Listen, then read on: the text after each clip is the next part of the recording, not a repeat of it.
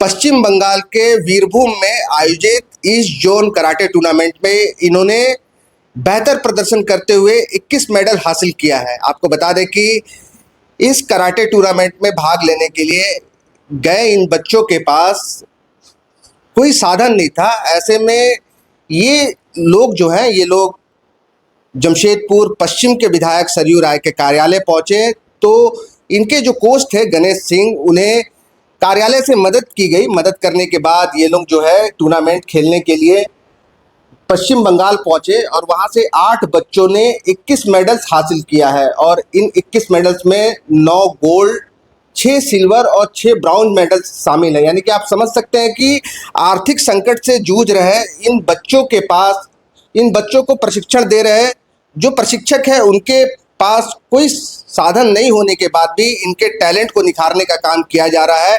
और ऐसे में हम अभी यहाँ पहुँचे हैं और हम सीधे जो है जो इनके प्रशिक्षक हैं उनसे बात करेंगे। सबसे पहले गणेश सिंह से हम जुड़ते हैं जो प्रशिक्षक हैं और उनसे जानते हैं कि क्या टूर्नामेंट था, आप कब गए थे यहाँ पर और कैसा प्रदर्शन रहा। सर, ये मैं Ganesh Kumar, national karate federation के तहत zonal championship Birbhum stadium Shivri West Bengal में आयोजित किया गया। ये 16 अगस्त को चैम्पियनशिप था। मैं बच्चों के लिए मैं आर्थिक स्थिति से ऐसा जूझ रहा था कि मुझे कोई साधन भी नहीं था कि मैं इनको लेके कैसे जाऊं, वहाँ कैसे इनकी प्रतिभा को कैसे वहाँ पर सबको दिखाऊं कि क्या है ये, इनके अंदर भी क्या है। तो इसी सिलसिले में मैं यहाँ पश्चिम सिंहभूम के यहाँ कार्यालय में मैं आया सरयू राय सर के यहाँ पास में, और जब इनका सहयोग मुझे मिला कि हाँ भाई तुम आगे जाओ, आगे बढ़ो, करो, तो इनसे मुझे मदद मिली। और आज जो बच्चे 21 मेडल जीते हैं सर, जो 9 गोल्ड, 6 सिल्वर और 6 ब्रॉन्ज मेडल, ये इनके अथक प्रयास से हुआ है। और मेरा तो सपना टूटने के कगार में था, बट इनके प्रयास से मैं आज बच्चों का भी सपना पूरा किया सर। चलिए, क्या देख पाते हैं कि ऐसे प्रतिभावान बच्चे जब सामने आते हैं और तो कैसे देखते हैं? देखिए, कोई भी बच्चे अगर आगे बढ़ते हैं जी।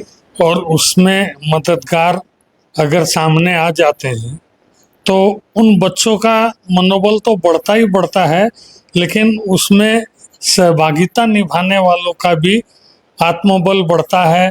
और जब मेडल पाते हैं तो उनको और दोबारा ये करने के लिए प्रेरित होते हैं। हमारे आदरणीय श्री सरयू राय जी इसके प्रत्यक्ष प्रमाण हैं। वो पूर्वी में रहें या पश्चिम में रहें, जहाँ भी रहते हैं इस तरीके का योगदान उनका हमेशा बना रहता है। इसीलिए वो जमशेदपुर के पूरे इलाके में लोकप्रिय हैं और उनकी लोकप्रियता के वजह से ही पवन जी यहाँ पहुँचे और उनको माननीय विधायक जी के तरफ से सहायता प्रदान किए। तो हम लोग बहुत इसमें खुशी महसूस करते हैं। बिल्कुल। क्या देख पाते हैं कि जब ऐसे बच्चे हैं जो होते हैं जिन्हें प्रशिक्षण दिया जाता है आगे बढ़ करके, और जब कभी बाहर टूर्नामेंट होता है तो ये बच्चे, ये प्रशिक्षक आर्थिक तंगी के अभाव में जो है ये आगे नहीं जा सकते हैं। ऐसे में प्रशासन को क्या कुछ करना चाहिए? ये प्रशासन के पास एक विंग है अपना, कला संस्कृति युवा खेल विभाग सारा है प्रशासन के पास। विभाग सारे उपलब्ध हैं हम लोग के पास, सारे सरकारों के पास रहती है। वैसे गणेश जी ने हम लोग के पास 14 अगस्त को आए कि मेरे साथ ऐसे ऐसे है। मैं शहर के बहुत NGO से भी संपर्क साधा, बट सबने मेरा समय को ही सिर्फ बर्बाद किया, बैठाया, लास्ट में हाथ खड़ा कर दिए। तो मेरा ये कहना है कि जिसको मदद करना है मदद करिए, नहीं करना है उनका समय को अन्यथा बर्बाद न करें। और रही बात बच्चों की, तो हर गली में, झारखंड के हर गली में एक बच्चे हैं जिनके अंदर में प्रतिभा है, उसको निखारने की ज़रूरत है। तो हम लोगों को लगा गणेश जी एक अच्छे काम कर रहे हैं। इस काम में हमारा जितना सहयोग हो सकता है माननीय विधायक जी के द्वारा, वो सहयोग इनको प्राप्त हुआ। तभी आज ये अपने बच्चों को ले जाके वीरभूम के स्टेडियम में ले जाके अपना 21 मेडल ले आना कोई मामूली चीज़ नहीं है। ऐसा नहीं कि एक दिन में ये काम कर ले, ये बहुत संघर्षशील आदमी है, बहुत दिनों से ये काम कर रहे हैं। हमको लगता है कि हम लोग के पास तो 16-14 को आए तो जाने, अपनी कहानी जब बता रहे हैं कि अपने पॉकेट खर्चे से निःशुल्क हम करते आए हैं। और समाज में बहुत सारे जो लोग हैं जिनके पास हम गए मदद के लिए, लेकिन मदद नहीं मिला, तो हम ऐसे गणेश जी को हम लोग आश्वस्त करते हैं कि हमारा सौंदेखा क्षेत्रीय विकास ट्रस्ट भी एक है।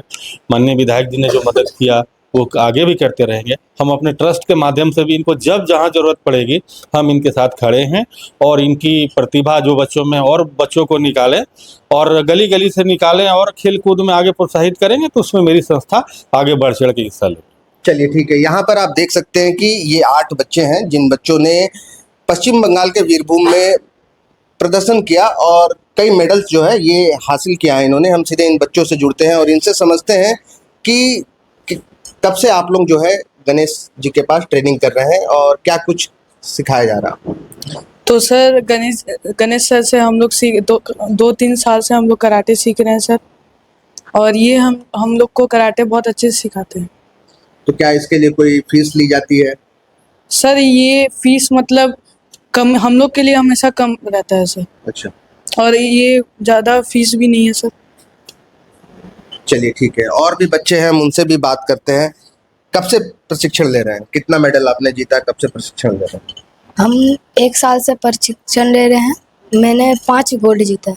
अच्छा, 1 साल से प्रशिक्षण। कितने बच्चे हैं वहाँ पर और कितने घंटे की ट्रेनिंग होती है? क्या कुछ सिखाया जाता है? लगभग 3-4 घंटे की ट्रेनिंग होती है। उसमें हमें बहुत कुछ सिखाया जाता है, कैसे करना है, कैसे नहीं करना है, सब सिखाया जाता है।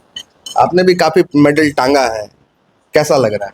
बहुत अच्छा लग रहा है। अभी बीरभूम के स्टेडियम में खेल के और भी कॉन्फिडेंस मेरा जगह है।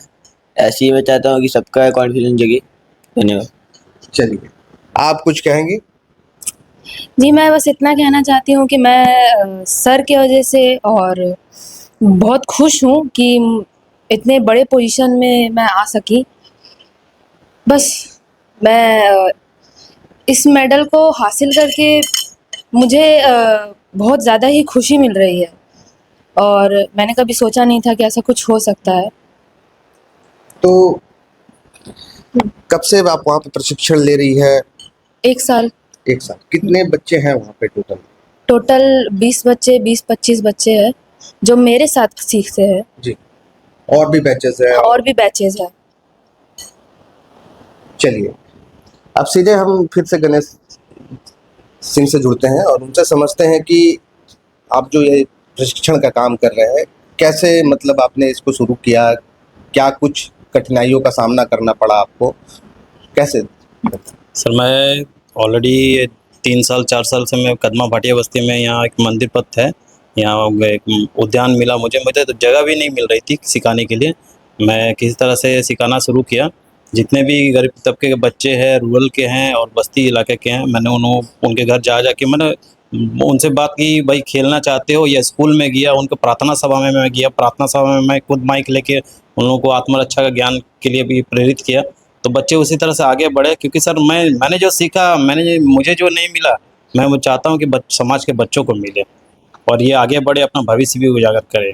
क्योंकि हमारे समय में सर उतना ये नहीं था, लेकिन कोई मदद करने के लिए मैं आप इनको सिखा रहा हूँ सर।